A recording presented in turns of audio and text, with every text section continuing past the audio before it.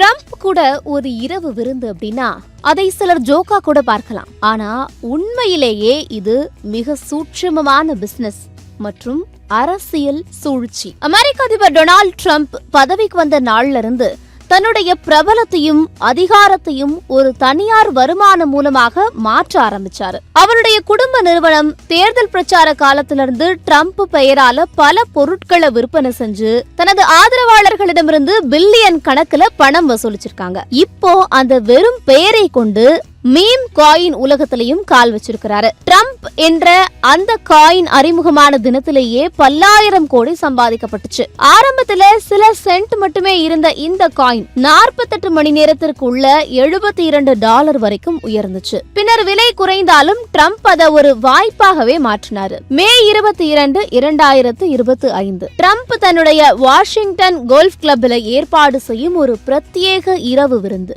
இதில் கலந்து கொள்வது ட்ரம்ப் காயினை அதிகமாக வைத்திருக்கும் 220 பேர் தான். இதுல டாப் 25 நபர்கள் நேரில் ட்ரம்ப சந்திக்கிறாங்க. மேலும் டாப் 4 நபர்களுக்கு 84 லட்சம் ரூபாய் மதிப்புடைய ட்ரம்ப் பிராண்ட் கைக்கடிகாரம் பரிசாக கொடுக்கப்படுது. இதற்கு பிறகு மீம் காயின் சந்தையில பரபரப்பு ஏற்பட்டுச்சு. $9 இருந்து $14 போய் பின்னர் $11 நிலை பெற்றது. ஆனா இங்க முக்கியமான விஷயம் விலை கிடையாது, பரிமாற்றம் தான். ஒவ்வொரு முறையும் யாராவது ட்ரம்ப் காயினை வாங்கினாலோ விற்றாலோ சிறிய கட்டணம் பிடிக்கப்படுது. அந்த கட்டணம் நேரடியா ட்ரம்ப் குடும்ப நிறுவனத்துக்கு தான் போகுது. பிளாக் செயின் ஆய்வு நிறுவனம் சொல்றதுபடி இதுவரைக்கும் ட்ரம்ப் குடும்பம் $320 மில்லியன், அதாவது சுமார் 2688 கோடி ரூபாய் சம்பாதிச்சிட்டாங்க. சமீபத்திய விருந்து அறிவிப்புக்கு அப்புறம் நடந்த வர்த்தகங்கள்ல மட்டும் $1.3 மில்லியன் ஈட்டப்பட்டிருக்குது. விலை